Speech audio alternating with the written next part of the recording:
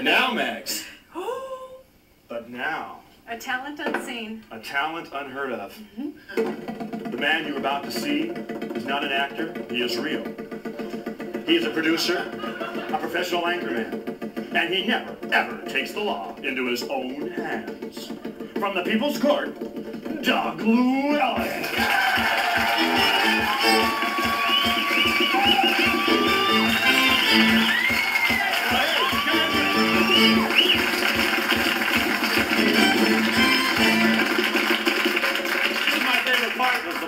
That's the best introduction I've ever had. That was great. Man, I didn't bring Miami, but I brought you some grapefruit for your icebox. For Mags, could you make a deposit and no withdrawals, please? Yes, look at the size of these babies. Nice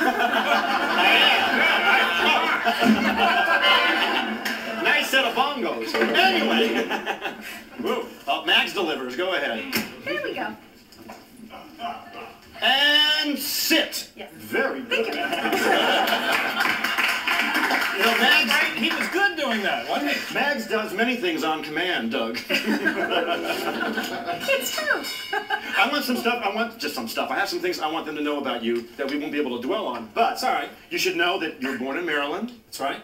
Both your parents were doctors, which I found to be kind of interesting. You spent 5 years in the military academy. Oh, God, don't go through all of that. That's like 5 of the worst years of your life, isn't it? Yeah. I wouldn't be surprised. You were cousin Dougie on a Western DJ, is that right? Hey, on the radio. On the radio. And you were a page in New York City at NBC Studios, where you kind of hung out with David Hartman and somebody I worked with, Perry Como. Now, when did you work with Como? I worked with Perry Como in 1976. Mr. Pete was a professional singer at one time.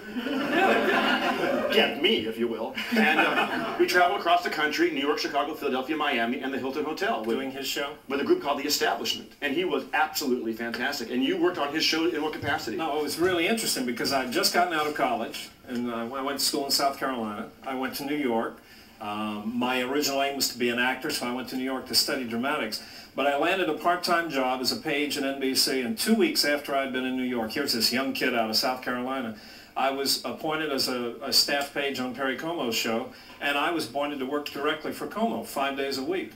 So it was like my life took a tremendous upheaval, and here I was rubbing elbows with the biggest and he was like one of the biggest things on television. He was the hottest thing in television. He had the #1 show on NBC, and I mean, he's an incredible man. And right from Perry Como to People's Court, boy. With a long space in between. Damn proud of that one, aren't you? Yeah. Well, I wanted to know, in the background of People's Court, do people come on and know already that they're going to get a sum of money, or do they not know they're going to receive a sum of money? No, it's like you go into court and you don't know what's going to happen.